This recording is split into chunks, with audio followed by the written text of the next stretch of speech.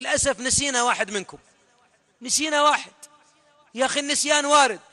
فدعونا الجميع وأكرمناهم إلا أنت، ما موقفك؟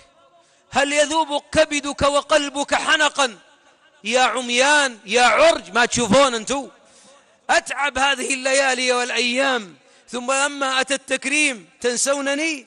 يا أخي كنت تريد بها الله من لذة الدنيا أن ينساك المخلوق وتذكر أنت ربك، لأن أعمالك لله خالصة. أحد أسباب أن بعضنا يعيش الآلام اليوم أنه يتذكر جحد الناس لمعروفه، فعلت وفعلت. يا أخي الذي أمرك أن تفعل هو الله، واللي عطاك عشان تعطيه هو الله. ابتعد عن المنة ولا تبطل أعمالك بالمنة، فإن ثلاثة لا ينظر الله إليهم يوم القيامة ولا يكلمهم ولهم عذاب أليم، منهم المنان.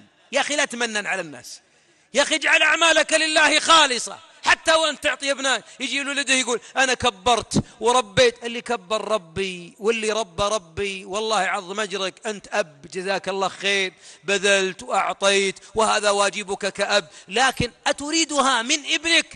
أتريدها من زوجتك؟ أتريدها من مديرك؟ يا شيخ أنا داوم أول موظف.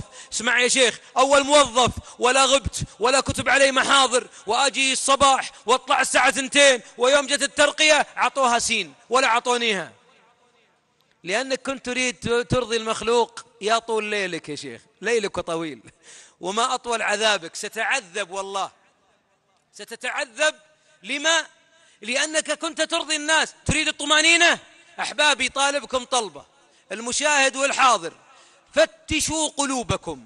ما كان فيه من عمل ليس لله، شغل مكنسة الكهرب اشفطه واخرجه، أو شغل الدينمو، أخرج كل شيء ليس لله، لأن الله أغنى الشركاء عن الشرك، وما أمروا إلا ليعبدوا الله مخلصين له الدين حنفاء.